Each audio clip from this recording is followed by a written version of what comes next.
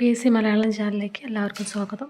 ഇന്ന് നമ്മൾ ചർച്ച ചെയ്യുന്നത് നവംബർ 29 പുറത്തിറങ്ങിയ തൊഴിൽ വാർത്തയിലെ കറണ്ട് അഫയേഴ്സിൻ്റെ പാർട്ട് 2 വീഡിയോ ആണ് കേട്ടോ. പാർട്ട് 1 നമ്മൾ അപ്ലോഡ് ചെയ്തിട്ടുണ്ട്, അപ്പോൾ കാണാത്തവരുണ്ടെങ്കിൽ കാണാം.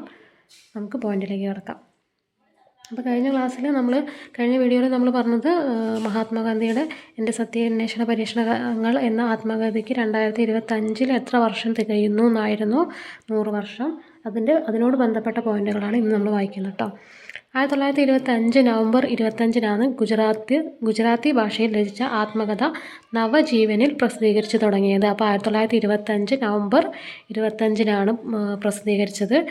ഗുജറാത്തി ഭാഷയിലാണ് രചിച്ചിരുന്ന ആത്മകഥ നവജീവനിയിൽ പ്രസിദ്ധീകരിച്ചു. അപ്പോൾ നവജീവനിയിലാണ് പ്രസിദ്ധീകരിച്ചു തുടങ്ങിയത് കേട്ടോ. 166 ലക്കങ്ങളിലായിട്ട് 1929 ഫെബ്രുവരി 3 വരെ പ്രസിദ്ധീകരണം തുടർന്നു. അപ്പോൾ 166 ലക്കങ്ങളിലായിട്ട് 1929 ഫെബ്രുവരി 3 വരെ പ്രസിദ്ധീകരണം തുടർന്നു. പുസ്തക രൂപത്തിലുള്ള ആത്മകഥയുടെ ഒന്നാം ഭാഗം 1927 രണ്ടാം ഭാഗം 1929 പുറത്തിറങ്ങി കേട്ടോ. അപ്പോൾ പുസ്തക രൂപത്തിലുള്ള ആത്മകഥയുടെ ഒന്നാം ഭാഗം 1927 രണ്ടാം ഭാഗം 1929 പുറത്തിറങ്ങി. ബാല്യം മുതൽ 1921 വരെയുള്ള ജീവിതമാണ് പ്രതിപാദ്യം. അപ്പോൾ ബാല്യം മുതൽ 1921 വരെയുള്ള ജീവിതമാണ് പ്രതിപാദ്യം. ഗാന്ധിജിയുടെ പേഴ്സണൽ സെക്രട്ടറി ആയിരുന്ന Mahadev Desai the story of my experiment with truth എന്ന പേരിൽ ആത്മകഥ ഇംഗ്ലീഷിലേക്ക് പരിഭാഷപ്പെടുത്തിയത് പ്യാരേലാൽ നയ്യാറും സഹകരിച്ചു കേട്ടോ.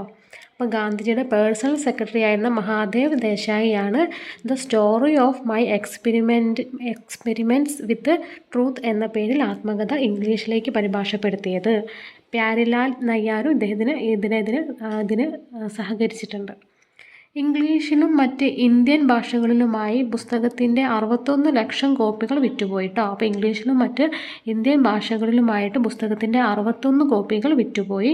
21.9 ലക്ഷം കോപ്പികളുമായി ഇംഗ്ലീഷാണ് മുന്നിൽ കേട്ടോ. കൂടുതൽ വിറ്റുപോയത് ഇംഗ്ലീഷ് ഭാഷയിലാണ്. രണ്ടാം സ്ഥാനത്ത് മലയാളം 9.1 ലക്ഷം കേട്ടോ. രണ്ടാം സ്ഥാനത്താണ് മലയാളം വിറ്റുപോയതിൽ. മൂന്നാം സ്ഥാനത്ത് തമിഴാണ് 7.8 ലക്ഷം കേട്ടോ. തമിഴ്. ഓക്കെ. ആത്മകഥയിൽ ഇടം പിടിച്ച ഏക മലയാളിയാണ് ബാരിസ്റ്റർ GP പിള്ള. അപ്പോൾ ആത്മകഥയിൽ ഇടം പിടിച്ച ഏക മലയാളി ആരെന്ന് ചോദിച്ചാൽ ബാരിസ്റ്റർ GP പിള്ള. ലോക മാനസികാരോഗ്യ ദിനം എന്നാണ് ഒക്ടോബർ 10 കേട്ടോ. ഒക്ടോബർ 10 ലോക മാനസികാരോഗ്യ ദിനം. ഒക്ടോബർ 15 കേരളത്തിൽ വെച്ച് അന്തരിച്ച റെയ്ല അമോളോ ഒഡിങ്ക ഏത് രാജ്യത്തെ മുൻ പ്രധാനമന്ത്രിയാണ്? കെനിയ. അപ്പോൾ ഒക്ടോബർ 15 കേരളത്തിൽ വെച്ചിട്ട് അന്തരിച്ച റെയ്ല അമോളോ ഒഡിങ്ക ഏത് രാജ്യത്തെ മുൻ പ്രധാനമന്ത്രിയാണ്? കെനിയ. ആയുർവേദ ചികിത്സയ്ക്ക് എത്തിയ വേളയിലാണ് മരിച്ചത് കേട്ടോ. അപ്പോൾ ഇവർ ആയുർവേദ ചികിത്സയ്ക്ക് കേരളത്തിൽ എത്തിയത് എന്തിനായിരുന്നു? ആയുർവേദ ചികിത്സയ്ക്ക് വേണ്ടിയിട്ടാണ്. അതിനിടെയാണ് മരണപ്പെട്ടത് കേട്ടോ. നെക്സ്റ്റ് പോയിന്റ്, 2030 കോമൺവെൽത്ത് ഗെയിംസിന് വേദിയാകുന്നത് അഹമ്മദാബാദ്. 2030 കോമൺവെൽത്ത് ഗെയിംസിന് വേദിയാകുന്നത് എവിടെയാണ്? അഹമ്മദാബാദ് കേട്ടോ. 2010 ഇന്ത്യ ഇതിനു മുമ്പ് ഗെയിംസിന് ആതിഥേയത്വം വഹിച്ചത്, അതായത് ഡൽഹിയിൽ. 2010 ഇന്ത്യ ഇതിനു മുൻപ് ഗെയിംസിന് ഡൽഹിയിൽ ആതിഥേയത്വം വഹിച്ചത്. ഈയിടെ അന്തരിച്ച പങ്കജ് ധീർ മഹാഭാരതം TV പരമ്പരയിൽ ഏത് കഥാപാത്രത്തെയാണ് അവതരിപ്പിച്ചത്? കർണൻ. ഈയിടെ അന്തരിച്ച പങ്കജ് ധീർ മഹാഭാരതം TV പരമ്പരയിൽ ഏത് കഥാപാത്രത്തെയാണ് അവതരിപ്പിച്ചത്? കർണൻ. അടുത്തിടെ അന്തരിച്ച വിഖ്യാത ഹോളിവുഡ് നടി ഡയാൻ കീറ്റൺ 79 വയസ്സ് കേട്ടോ.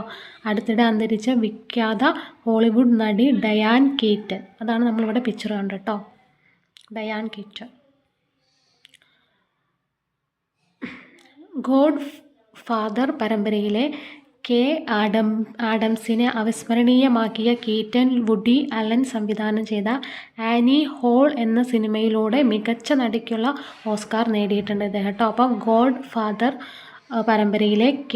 ആഡംസിലെ അവിസ്മരണീയമാക്കിയ കീറ്റൻ വുഡി അലൻ സംവിധാനം ചെയ്ത ആനി ഹോൾ എന്ന സിനിമയിലൂടെ മികച്ച നടിക്കുള്ള ഓസ്കാർ നേടിയിരുന്നു. 2026 ലോകകപ്പ് ഫുട്ബോളിൻ്റെ ഔദ്യോഗിക പന്തിൻ്റെ പേര് ട്രയോണ്ട. 2026 ലോകകപ്പ് ഫുട്ബോളിൻ്റെ ഔദ്യോഗിക പന്തിൻ്റെ പേര് ട്രയോണ്ട. സ്പാനിഷിൽ തരംഗം എന്നർത്ഥം വരുന്ന ഒണ്ടയും മൂന്നിലിനെ സൂചിപ്പിക്കുന്ന ട്രൈയും ചേർത്താണ് പേര് നൽകിയത്. അപ്പോൾ സ്പാനിഷിൽ തരംഗം എന്ന അർത്ഥം വരുന്ന ഒണ്ടയും മൂന്നിനെ സൂചിപ്പിക്കുന്ന ട്രൈയും ചേർത്താണ് പേര് നൽകിയത്. US, മെക്സിക്കോ, കാനഡ എന്നീ 3 ആതിഥേയ രാജ്യങ്ങളുടെ ഐക്യത്തിൻ്റെ പ്രതീകമായാണ് പേര് വിശേഷിപ്പിക്കപ്പെടുന്നത്. അപ്പോൾ US, മെക്സിക്കോ, കാനഡ എന്നീ 3 ആതിഥേയത്വ രാജ്യങ്ങളുടെ ഐക്യത്തിൻ്റെ പ്രതീകമായാണ് പേര് വിശേഷിപ്പിക്കപ്പെടുന്നത്. അടുത്തിടെ നടന്ന കൊങ്കൺ 25 ഏത് രാജ്യങ്ങൾ തമ്മിൽ നടത്തിയ സംയുക്ത നാവികാഭ്യാസമാണ് ഇന്ത്യ UK കേട്ടോ. അടുത്തിടെ നടന്ന കൊങ്കൺ 25 ഏത് രാജ്യങ്ങൾ ചേർന്ന് നടത്തിയ സംയുക്ത നാവികാഭ്യാസമാണ് ഇന്ത്യ UK. അപ്പോൾ ഇത്രയും പോയിന്റുകളാണ് ഇന്നത്തെ വീഡിയോയിൽ നമ്മൾ ഉൾപ്പെടുത്തിയിട്ടുള്ളത്. നവംബർ 29 തൊഴിൽ വാർത്തയിൽ പുറത്തിറങ്ങിയ കറണ്ട് അഫയേഴ്സിൻ്റെ എല്ലാ പോയിന്റുകളും ഇപ്പോൾ നമ്മൾ 2 വീഡിയോയിലായിട്ട് ചെയ്തിട്ടുണ്ട്. അപ്പോൾ നിങ്ങൾ വീഡിയോ കാണുക. വീഡിയോ ഇഷ്ടപ്പെട്ടാൽ ലൈക്ക് ചെയ്യുക, ഷെയർ ചെയ്യുക, സബ്സ്ക്രൈബ് ചെയ്യുക. നിങ്ങൾക്ക് എന്തെങ്കിലും നിർദ്ദേശങ്ങൾ പറയാനുണ്ടെങ്കിൽ പറയുകയും ചെയ്യാം. Okay, thank you.